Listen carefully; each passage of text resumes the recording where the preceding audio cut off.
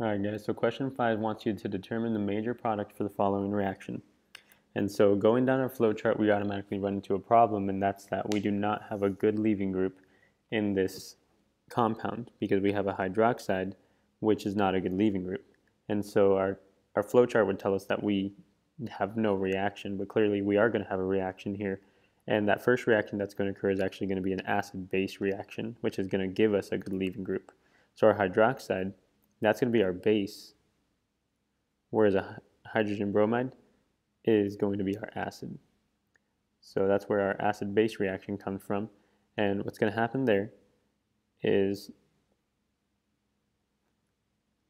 a pair of electrons is going to grab onto the hydrogen from the acid, and we're going to protonate that hydroxide group. So we're protonating our alcohol, which is going to give us H2O, or water. Now, H2O on its own is stable, and so that's what makes it a good leaving group. It's ready to leave and be on its own, and it's happy by itself, and that's going to leave us with a carbocation. So now we do have a good leaving group. We've got our hydrogen bromide, which is a strong nucleophile, and so now we have to determine if we're going to go SN1, SN2, E1, E2, and if you go down your flowchart, you'll eventually run into that you're going to be either doing an SN2 or an SN1 reaction.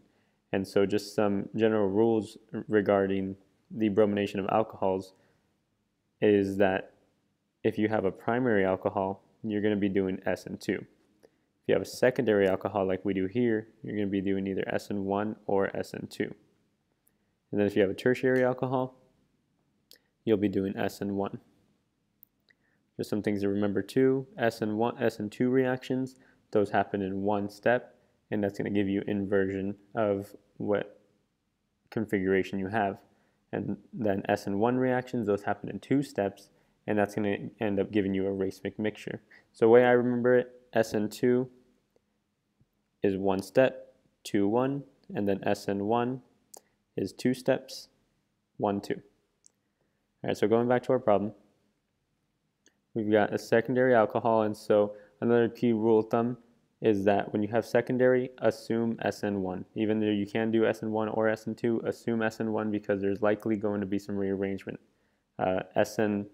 Secondary alcohol reactions are actually not not a realistic application because you can get SN1 and SN2 products, and so in the lab that's not going to give you a good yield.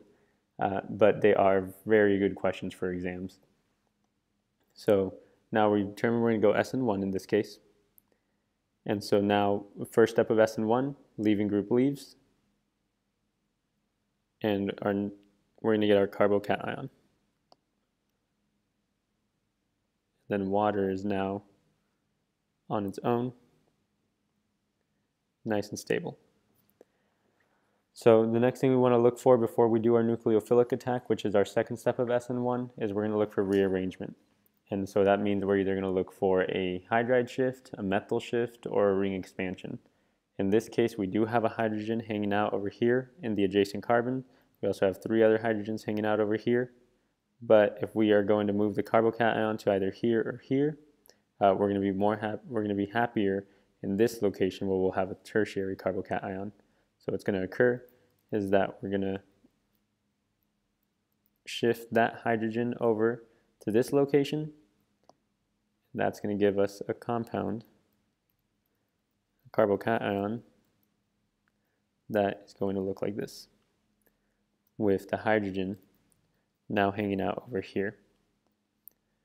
All right, so now we can do our second step, which is going to be the nucleophilic attack. And so we mentioned earlier, a nucleophile in this case is hydrogen bromide. Now that hydrogen is positively charged and that bromine is negatively charged, and so the bromine is what is the nucleophile. It's called a nucleophile because it loves the nucleus, in this case being a proton or positively charged atom, whereas an electrophile, it loves electrons, and so that's why it's called an electrophile. A hydrogen would be an example of an electrophile because it's positively charged, so it wants electrons. So now we're going to do our nucleophilic attack, and we always start at the electrons, and then that's going to attack this tertiary carbocation. And now we're going to go ahead and draw our final product that comes out of that.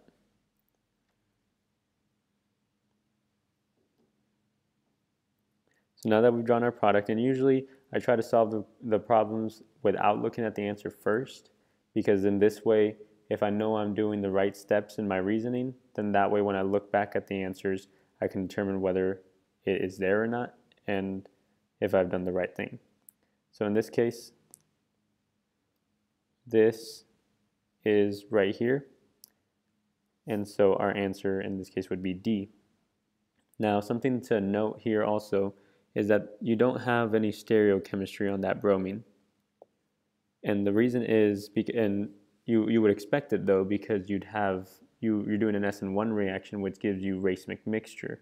And so you'd expect to see a little squiggly line like that. And a racemic mixture is just a 50-50 combination of enantiomers. But you don't have it in this answer, and the reason is because you don't have a chiral center, because you have two methyl groups, which is a chiral center. You need to have 4 different attachments. In this case, you do not have 4 different attachments, but your answer is still D.